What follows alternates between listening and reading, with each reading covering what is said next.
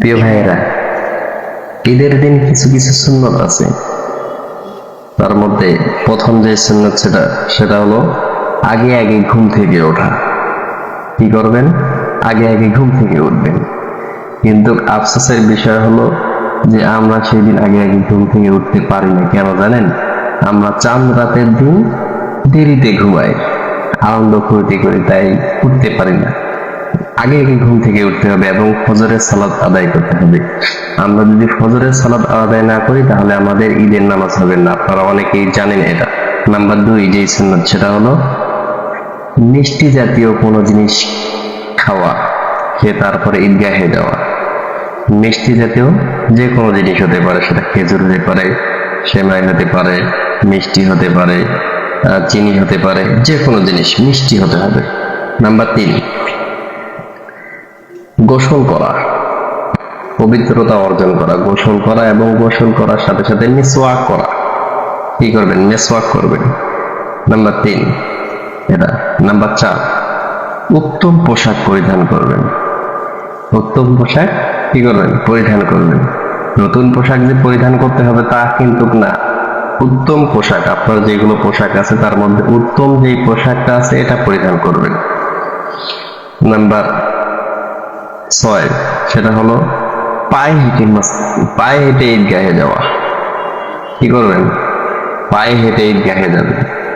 অনেকে অসুস্থ এবং কেউ হাঁটতে পারে না বা চলতে পারেন, তাদের কথাটা ভিন্ন। কিন্তু যারা হাঁটতে পারেন তারা পায়ে হেঁটে ঈদগাহে যাবেন। নাম্বার 7, তাকবীর বলতে বলতে ঈদগাহে যাবেন। তাকবীর কি? আল্লাহু আকবার, আল্লাহু আকবার, লা ইলাহা ইল্লাল্লাহু, আল্লাহু আকবার, আল্লাহু আকবার, ওয়ালিল্লাহিল হামদ। আল্লাহু আকবার, আল্লাহু আকবার, লা ইলাহা ইল্লাল্লাহু, আল্লাহু আকবার, আল্লাহু আকবার, ওয়ালিল্লাহিল হামদ। এই তাকবীর বলতে বলতে ঈদগাহে যাবেন এবং এক রাস্তা দিয়ে ঈদগাহে যাবেন, অন্য রাস্তা দিয়ে আসবেন। এটা সুন্নাত। এক রাস্তা দিয়ে ঈদগাহে যাবেন, অন্য রাস্তা দিয়ে আসবেন। এটা কিন্তু 7 নম্বর বলতেছি।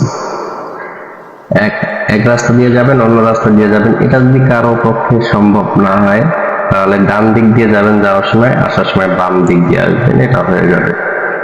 নাম্বার 8, এই দিনটাতে মানে ঈদের দিনে সারাদিন আপনি হাসি মুখে থাকবেন, হাসি খুশি থাকবেন। যাদের সাথেই কথা বলবেন হাসি মুখে কথা বলবেন, তারা যেন বুঝতে না পারে আপনার দুঃখ আছে, কষ্ট আছে, এটা যেন বুঝতে না পারে। এটা রাসূল সাল্লাল্লাহু আলাইহি সাল্লামের সুন্নাত।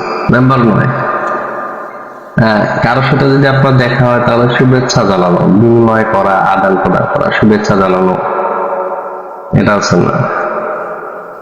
হ্যাঁ, এক্ষেত্রে আপনি কারো দেখা হলে ঈদ মোবারক বলতে পারেন। আর একটা হাদিস থেকে আছে, সেটা দোয়া বলতে পারেন। তাকাব্বালাল্লাহু মিন্না ওয়া মিনকুম, এটাও বলতে পারেন। যারা যেটা পারেন বলবেন।